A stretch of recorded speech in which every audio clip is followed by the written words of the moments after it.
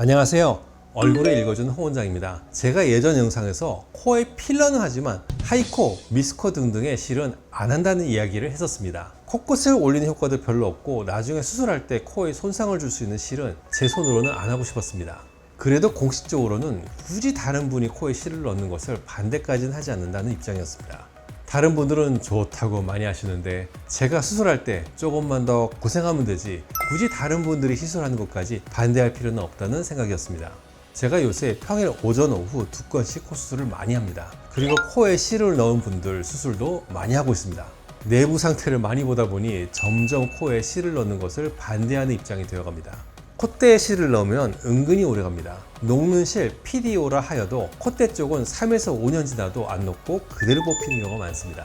원래 녹는 실 PDO에 대해서 3에서 6개월이면 거의 녹는다고 알려져 있습니다. 하지만 이 데이터는 창상, 상처가 붙어야 되는 곳에 썼을 때 이야기입니다. 창상이 붙고 흉터가 나으려면 몸에서 여러 가지 효소가 단계적으로 많이 분비됩니다. 그래서 당의 중합체인 PDO가 3에서 6개월이면 깨끗하게 녹아서 깔끔하게 없어집니다. 조직 반응은 최소화되라고 설탕과 같은 당을 중합체로 만들어서 실로 제조하였습니다. 조직 반응이 최소화된다는 말은 곧 뒤집어서 콜라겐 형성이 최소화된다는 것입니다. 하지만 창상이 아닌 멀쩡한 조직에 실을 찔러 놓으면 어떻게 될까요? 사실 잘 안 녹습니다. 효소가 안 나오니까요. 1, 2년 전 실이 그대로 튀어나온 일이 흔하고요. 콧대에 넣은 실 잘 안 녹습니다. 3에서 5년 지난 녹는 실 PDO가 코 수술 때 그대로 나온 일도 흔합니다. 실이 너무 오래 가니까 주변에 흉살, 콜라겐 섬유가 형성된 경우도 눈으로 많이 봅니다. 콧대 실의 단점은 코 수술에선 피부가 많이 늘어나야 하는데 콧대에 실이 있으면 유착으로 잡고 있으니까 피부가 늘어나기가 어렵습니다. 실을 뽑아내고 흉살을 잡아 뜯으면서 코 피부를 늘려가는데 시간이 걸리고 실을 안 넣은 분들보다 늘어나는 한계가 빨리 옵니다. 많이 안 늘어납니다. 그래도 콧대에 넣은 실은 괜찮습니다. 코끝에 넣은 실은 문제입니다. 코끝에 넣은 실은 코끝이 움직이는 모바일한 조직이라 그런지 콧대보다는 유착을 남기면서 빨리 녹습니다. 코수술 들어가면 녹아서 유착만 남긴 경우가 많은데 일부의 경우에는 일반 실리콘으로 수술한 경우보다 훨씬 더 유착이 심한 경우를 심심찮게 보게 됩니다. 일반 실리콘 수술은 아무리 수술이 잘못되어도 코 날개 연골이 있는 상부 쪽만 유착 등 수술 흔적이 남고 그 아래 전체는 깨끗합니다. 그래서 깔끔히 수술할 수가 있는데 코 실 리프팅은 그 실로 코끝을 조금이라도 올려보겠다고 긴 실을 위에서부터 수직으로 여러 차례 꿰서 삽입합니다. 처음엔 잠깐 올라가 보이겠지만 실이 녹으면서 흉터 수축이 일어나서 안으로 말려 들어가면서 낮아진 경우가 꽤 많습니다. 특히 안으로 말려 들어가는 유착이 심하게 일어나면서 코의 날개 연골이 안으로 우글우글 접혀 들어가서 유착에 붙으면 유착을 제거하더라도 이 접힌 날개 연골이 펴지지가 않는 경우가 꽤 있었습니다. 유착 방리를 아무리 해도 아무리 위로 세게 당겨도 연골 접힌 부분이 펴지지가 않으면 결국 최종 결과물에서 코끝 높이의 손해를 보게 됩니다. 게다가 오래 접혔었던 부위가 강도가 약합니다. 늘리려고 당기면 찢어지기 쉬워서 정말 조심해야 합니다.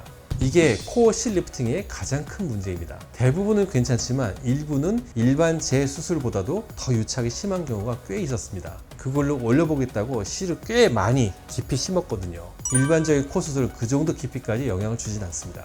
특히 몇 달 전에는 황당한 케이스를 하나 겪었습니다. 코끝 아래에 실이 수직으로 대여섯 개가 그대로 있어서 하나하나씩 뽑았습니다. 다 뽑고 나니 코끝 아래 비중격이 밑쪽 3분의 1이 아예 하나도 없는 겁니다.